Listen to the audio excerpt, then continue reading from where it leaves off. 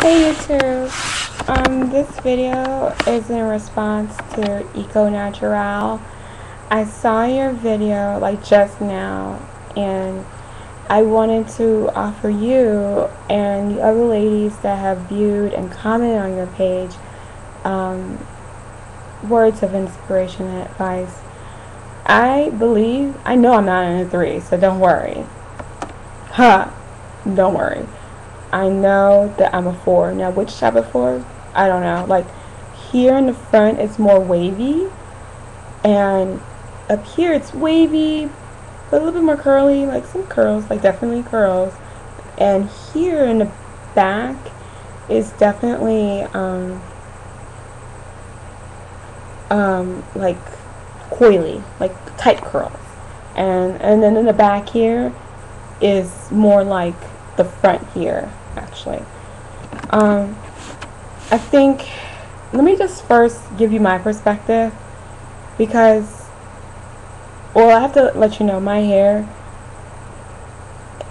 it used to be twice the length that it is now, but I'm working on it, because I like working towards goals. I mean, I'm not saying nobody does, I'm not saying you don't, but I'm getting back to that. So anyway, I just want to share my hair story for a snippet of it. I only permed my hair for like 5 years, and that's it. And then I got a really bad perm, literally looked in the mirror. I mean, the perm made it so that my hair here in the back was just wispy. You have to understand, I'm used to having hair down to my nipples, to, like, for lack of a better word, here, to my boobies, you know. And I just literally looked in the mirror. I said, gave them the finger, and I said, F this, I'm done. Alright, so that's when I started transitioning. At the time, I didn't know I was transitioning. So I've been natural since 2003.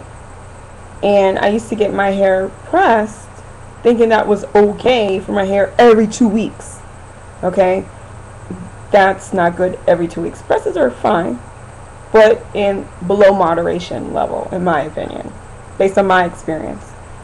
So anyhow, I went to this lady every 2 weeks like clockwork, got my hair pressed, and I don't know what it was, because I started catching on to how, like, the towels looked like they weren't clean enough, etc., etc. And I noticed that my scalp here would itch a lot. And I would tell her, hey, my scalp is itching a lot. And, you know, instead of her telling me to go to the dermatologist, she just left, like, conditioner on my hair a little bit longer. You know, I mean, we have to, you know, that's a good lesson right there.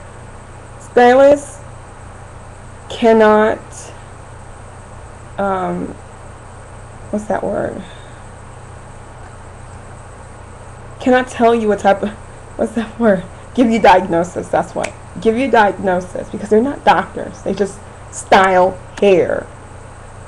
That's it. So I should have taken my behind to a dermatologist. But anyway, I learned the hard way. And my hair, my scalp kept itching. I'm telling you, it was like just itchy to the point I lost all my hair here. All my hair. All of my hair. To the point people thought my hair, I had worn a weave. Mind you, I've never worn a weave in my life. Because, you know what, sometimes I guess when people wear weaves, like, it just comes off. Like, it could take out all your hair, I guess. And so it pretty much leveled my hair. You have to understand that hurt me self-esteem wise. Because I've always been celebrated for having the long, double thick hair. Okay? And now all of a sudden my hair is so short. So this was, we're in 2010 right now. This was 2007, right?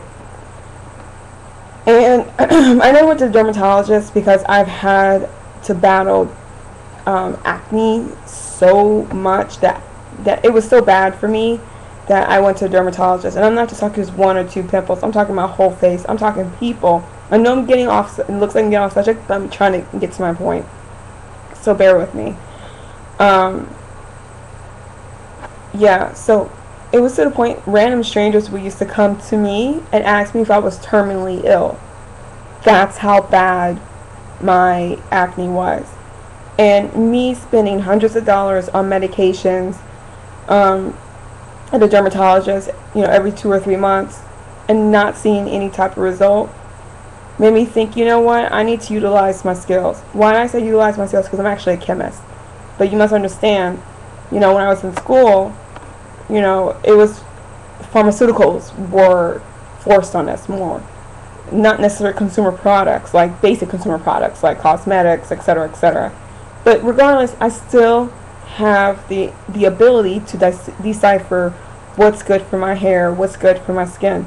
So I decided to take everything in my own hand. I figured if I spend $32,000 a year on my education, I've been published in scientific articles, I've presented research, national conventions, then I sure know how to treat my hair. It shouldn't be difficult.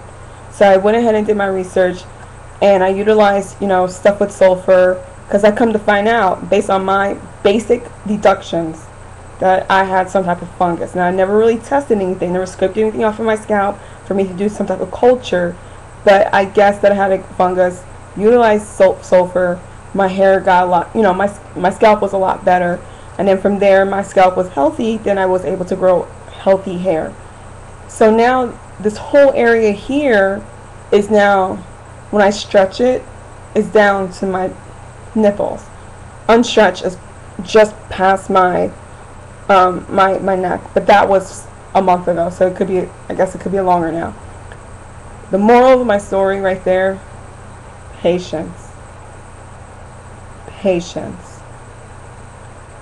And also try to utilize hairstyles to kind of camouflage the slow rate of hair. I don't think your hair is growing less than a half an inch a month. I think you're saying that, and I could be wrong, and correct me if I'm wrong, but you could be saying that only because, like, your hair is naturally coily, so the length doesn't show as much right now because you don't have the time, you don't have enough hair. So it's going to take a lot of time for it to, when your hair is here and then drop down to here. For me, since I mostly wore my hair 2-strand twisted, it took me about a year to grow out my hair, to grow out this portion. Okay? So I just wanted to show you it's patience. It's just a lot of patience. Hang in there. Your hair will grow. A year will pass just like this. A year and a half will pass just like this. Continue to utilize protective hairstyling. Continue to moisturize your hair. And I noticed you said something about moisturization. And for us, for A, B, and C, we have naturally the driest hair. And what I do in my regimen, I make sure I try to introduce moisture or some type of moisture retention in every step.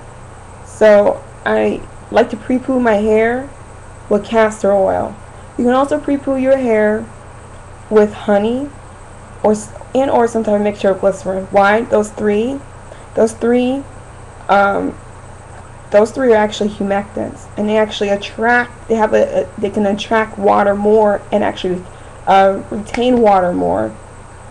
So it's better to pre-poo with one of those, like add those into your mix, so that your hair is more susceptible, more pliable, and more susceptible to when you wash your hair with some type of cleanser. Okay? And I try to wash my hair with a cleanser that promotes moisture and moisture retention. I know water is moisture, I know that, but you want something to have more moisture power. So anything that happens to have some type of, any of the aforementioned humectants and or